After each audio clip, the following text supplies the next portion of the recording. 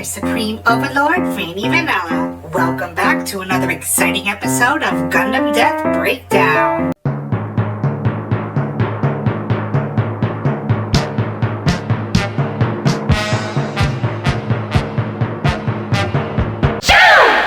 We've got quite the breakdown in store for you today. Still sticking with the original Mobile Suit Gundam series, and of course focusing on the unsung characters of the franchise. Today we take a look at 3 unfortunate souls who were assigned to Char. As we all know, if you're under Char's command, you'll most likely be dead. These 3 nobodies are getting the most love they will get from anyone. I am highlighting Crown, JQ, and Kohmu. I told y'all I'm hitting every single character death in the franchise. But why these 3? Well, because they have some of the more violent and frightening deaths in the entire original series. So let's get that pesky spoiler alert out of the way.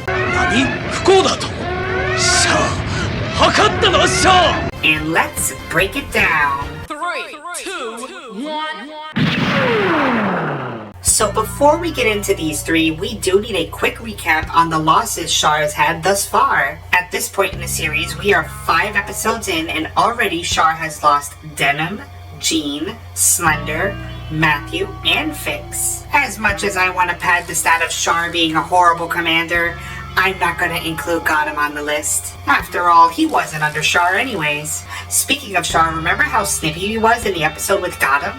Got him! The enemy's very close. We've got to hurry. I can see that shot, thank you. Do you think I'm too slow because I'm getting old and can't sense danger? That has not changed one bit. L after L is taking its toll and he is getting desperate. Throughout this entire episode, he's snippy, angry, and clearly frustrated that this new mobile suit keeps getting the best of him. I mean, just look at the sassy hands on his hips, like, come on. Lucky for him, he gets 3 new cannon fodder, 3 of Zeon's best pilots. As the best pilots on the force, you're capable of handling this mission. Kohmu, JQ, and Crown. Char, in his tactical brilliance, is going for a go-for-broke strategy that will prove to be very deadly. An attack on a ship preparing for re-entry into Earth's atmosphere. He thinks that because the crew will be focusing on re-entry, they won't be able to man their guns. This is a common trope that we see throughout Gundam, so this will be the first time we get to see a re-entry battle. Now, you might be wondering just what makes these 3 pilots the best pilots, and frankly, I got nothing. They're not even mentioned prior to this episode, and they're not mentioned afterwards either. But we'll just have to take Char's word for it. The best pilots on the force. Char did mention that this is a very dangerous mission with high stakes. He warns that a Zaku will burn up instantly if it's drawn by Earth's gravity. How foreshadowing. Now let's set the scene. The White Base is going to race to Earth with an unarmed re-entry capsule from the Salamis to guide them. You would think that the Musai that was been tailing them this whole time would be able to attack, but because it's being resupplied, it's mainly out of the picture. Amuro can't rely on any backup on this one. The Gundam will have to go up against 4 Zakus led by Char. Amuro has to buy 4 minutes before re-entry, a very tight window. Wait, it just dawned on me. I've never broken down the Zaku 2 in any of these videos. The MS-06F Zaku 2.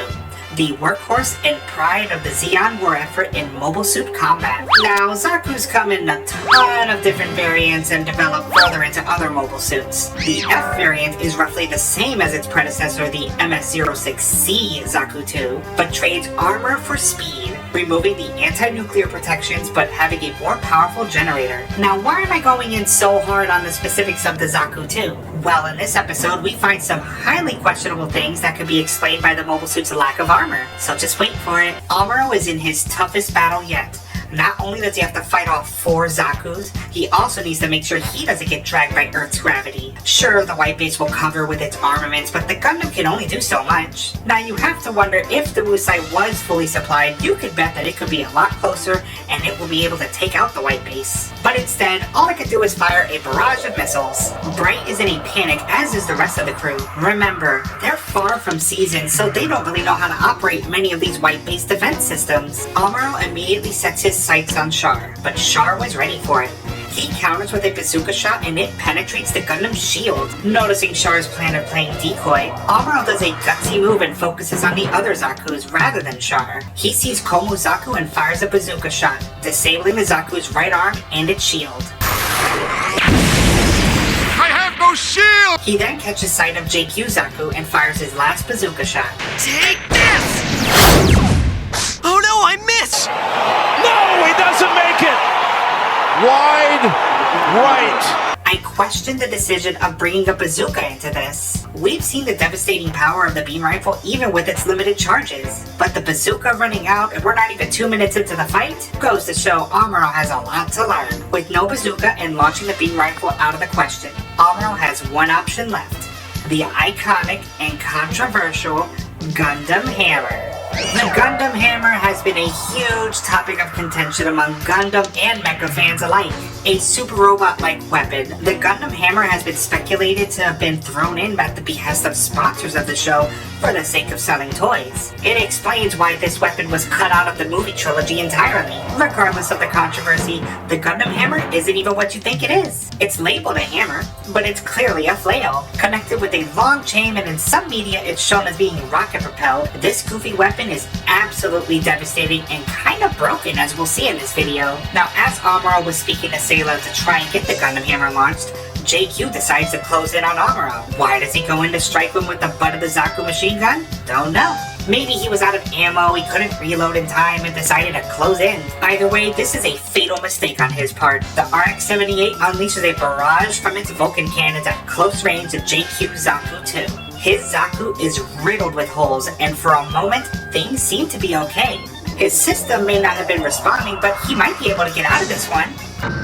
No, please. Commander Shar, come in. Commander Shar, come in, please. Commander Shar, my Zaku is not responding.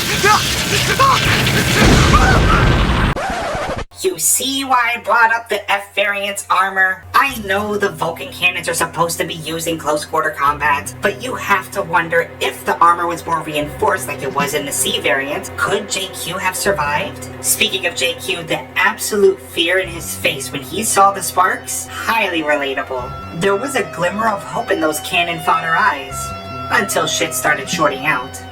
This guy had all but one line of dialogue, and I feel so bad for him. Well damn. JQ, a complete nobody who was killed by Vulcan cannons, dies in Universal Century 0079. Amuro begins to pursue Crown with the Vulcan cannons, but he is clearly out of range. Char then had him in his sights, and he was ready to get the Gundam.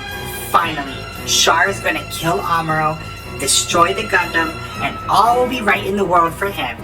That is until Whiteface literally throws the Gundam Hammer towards the Gundam. Call it plot armor, call it luck, but somehow, as Char fires his bazooka, the Gundam Hammer blocks the shot.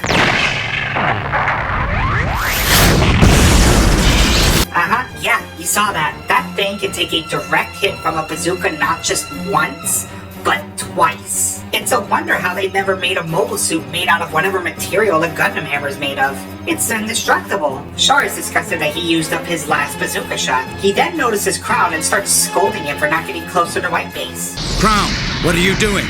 You can see where the weapons are firing. Come on! Approach the ship and hit it hard. Use the Zaku's potential. Do it! He's literally asking for the impossible. As great of a pilot Crown seems to be, I mean, just look at how he's dodging all these shots. Char expects him to go in on his own, come up from below, and hit the white base. You would think if Char was so great, he would just do it on his own, but I guess not. Char then checks on Kohmu, who has been a non-factor in this entire operation. His right arm is disabled, and apparently he lost his weapon. All he has is a heat hawk. So Char and Kohmu will intercept Amuro while Crown tries to attack white base from below.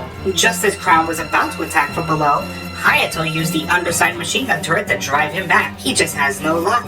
Maybe if he had a bazooka instead of a Zaku machine gun, he could have done something to the white base. This all comes down to mission prep, but then again, who knows how much supplies and ammunition the Musai had prior to launching. Amuro is now engaged in melee combat with Char and Kohmu. Just as Char slices his heat hawk into the Gundam shield, Kohmu closes in for the kill.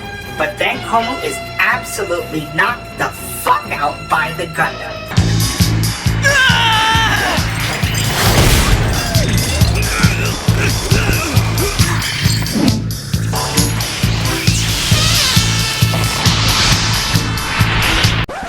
I can't even even imagine how much force was used from that Gundam hammer strike into the side of the Zaku. The fact Kohmu was so violently rocked in that mobile suit, had the Zaku not blown up, I'm sure he would have had some kind of CTE. But the Zaku did explode. A direct hit into the side. Well, double damn. Kohmu, another nobody who died to the Gundam hammer, dies in Universal Century 0079. Char is absolutely pissed and incredibly goofy looking in this shot. Everyone around him keeps dying and Amuro is making him look like an amateur. With just himself and Crown left, they're forced to retreat. But for some reason, Crown isn't able to hear his command. It could be because he's so far away with Minovsky interference, or it could be Earth's gravity. Either way, Crown can't hear him. Bright orders Amuro to retreat, but Amuro is determined to get that final Zaku. Dren pulls up with the Komusai and grabs Char. Despite the circumstances, Char is confident even the Gundam can't survive re-entry into Earth. It doesn't look good for the Gundam and the Zaku too. Time is up and they're both being pulled into the atmosphere. Crown is about to have one of the most frightening deaths in Gundam. Commander Char! I can't seem to slow my Zaku down! Commander Char, please bring the ship and rescue me! Crown, your Zaku isn't capable of re-entry and we can't open the capsule. There's nothing I can do for you. But listen, Crown, your end won't be in vain. You were able to lure the enemy mobile suit away and ensure its destruction.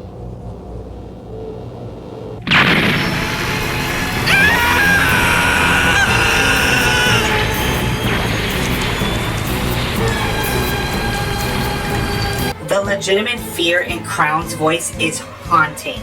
Re-entering Earth's atmosphere has temperatures of up to 5,000 degrees Fahrenheit. As his Zaku was breaking apart, he was burning up in his own cockpit. All until everything disintegrated. Well, triple damn. Crown, yet another nobody who died in one of the most scariest ways, dies in Universal Century 0079. Now, if you're wondering if what Char's last words to Crown were true, you know, hey buddy, I know you're about to die in a horrific death. At least you brought the Gundam with you.